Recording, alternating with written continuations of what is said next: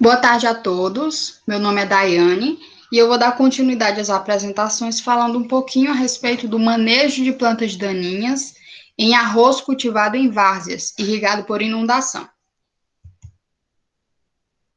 Assim como em outras culturas, no arroz irrigado, as plantas daninhas elas causam alguns danos, como a redução da produtividade e na qualidade de grãos, o encarecimento do processo industrial e o depreciamento do produto beneficiado. E essas perdas, elas vão depender de alguns fatores, como, por exemplo, o sistema de implantação da lavoura, se ele é um sistema de plantio direto, um sistema convencional, de cultivo mínimo e entre outros sistemas.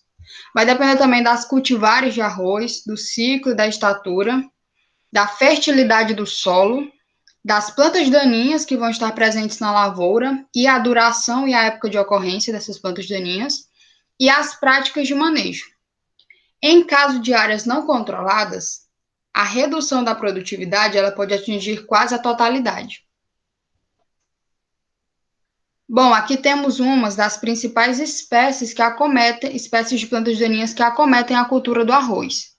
O capim-arroz, que é uma das espécies mais estudadas, e o angiquinho, que é uma planta daninha bastante competitiva, que pode reduzir em até 26% a produtividade.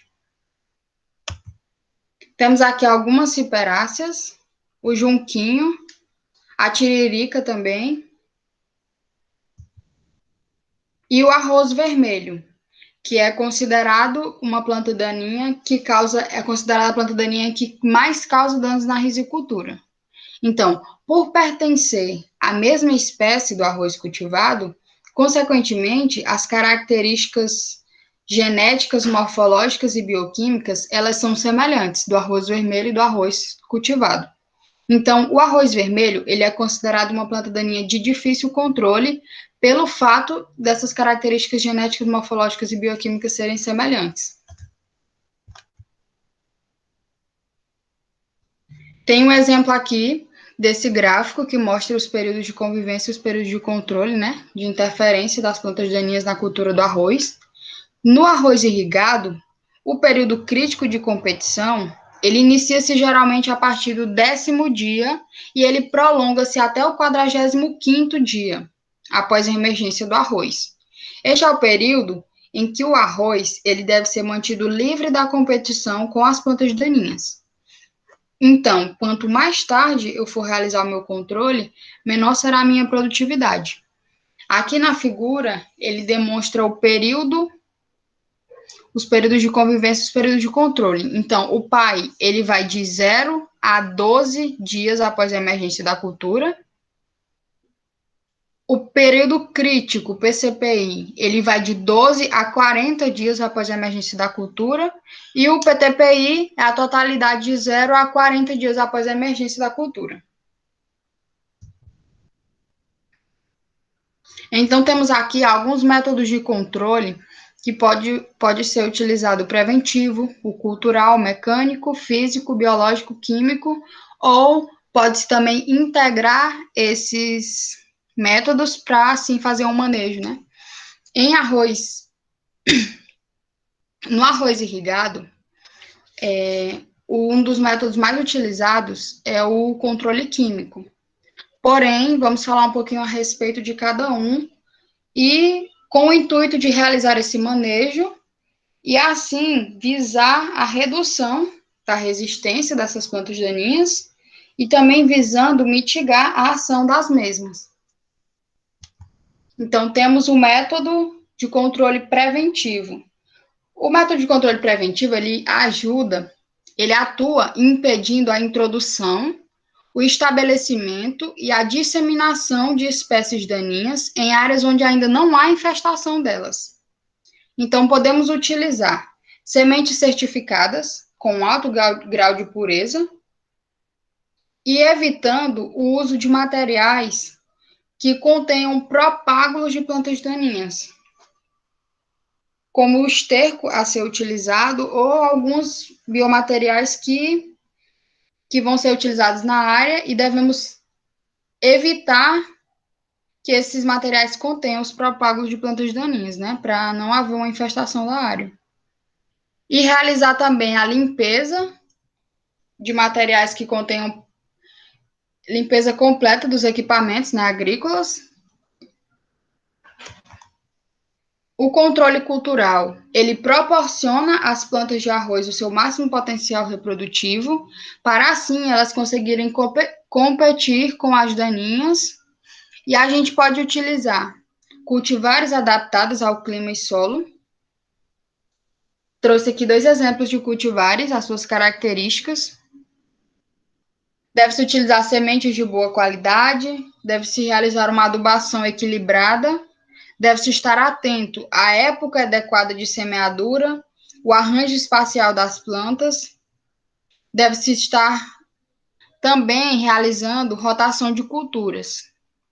2 exemplos que eu pesquisei foram culturas de inverno, onde utilizava-se o azevém, pois ele proporciona uma boa cobertura de solo e assim ele impede que as plantas daninhas se adaptem. E o trevo persa, que ele atua já mais relacionado à fixação biológica de nitrogênio. Então, quando o trevo persa estiver na área e depois da dessecação, foi instalado o cultivo de arroz, o trevo persa, no caso, ele vai deixar nitrogênio no solo para que o arroz possa aproveitar. O controle mecânico, onde se utiliza implementos para eliminação dessas plantas daninhas e assim controla-se mecanicamente as plantas daninhas, reduzindo o banco de sementes no solo, onde são feitas, por exemplo, capina manual com enxada, roçada mecânica. O controle biológico, onde o exemplo que eu trouxe foi o uso de marrecos de Pequim. Esse exemplo eu vi para o controle de arroz vermelho, onde esses marrecos, eles vão alimentar-se das sementes de arroz vermelho, que ficam localizadas próximas da superfície do solo. Eles devem ser colocados na área logo após a colheita do arroz e antes do revolvimento do solo. E a densidade desses marrecos e o tempo de permanência deles, eles vão variar em função da infestação da área. Bom, o controle químico. Tanto no cultivo de arroz de sequeiro quanto no de arroz irrigado, grande parte do manejo ele é feito através de controle químico, com o uso de herbicidas de pré e pós-emergência. No controle químico, utiliza-se os herbicidas para controle dessas plantas daninhas. Ele é um dos métodos mais utilizados por ser prático, rápido e eficiente. Mas devemos levar em consideração fatores importantes como a época e o método de aplicação dos herbicidas, fatores do ambiente, seletividade à cultura e infestação da área. Então, eu trouxe aqui alguns exemplos de herbicidas para a cultura do arroz. O Gladium, que ele é seletivo, ele é utilizado especificamente para o cultivo do arroz irrigado. Quando usar, ele utiliza-se em pré e pós-emergência, aplica-se no estágio da segunda folha até o terceiro perfilhamento e realiza-se no máximo uma aplicação por ciclo da cultura. Ele é eficiente no controle de plantas daninhas de folhas largas e estreitas. Como exemplo, tem o angiquinho, as tiriricas, cominho e a sagitária. A dose recomendada é de 100 a 133,3 gramas de produto por hectare. E os cuidados, deve-se ter cuidado no intervalo de segurança, que é de 50 dias. Temos o Gamit, que ele é utilizado tanto para arroz irrigado quanto para arroz de sequeiro. É de pré-emergência. Para arroz irrigado, ele é utilizado para as espécies daninhas angiquinho, capim-colchão, capim-marmelada e capim-arroz. Então, a dose recomendada é de 1,1 litro a 1,7 por hectare. E deve-se ter alguns cuidados também na aplicação e na utilização desse produto. E o Basagran, que também é utilizado tanto para arroz irrigado quanto para arroz sequeiro, é utilizado na pós-emergência. Para arroz irrigado, ele é destinado a erva de bicho e tiriricas.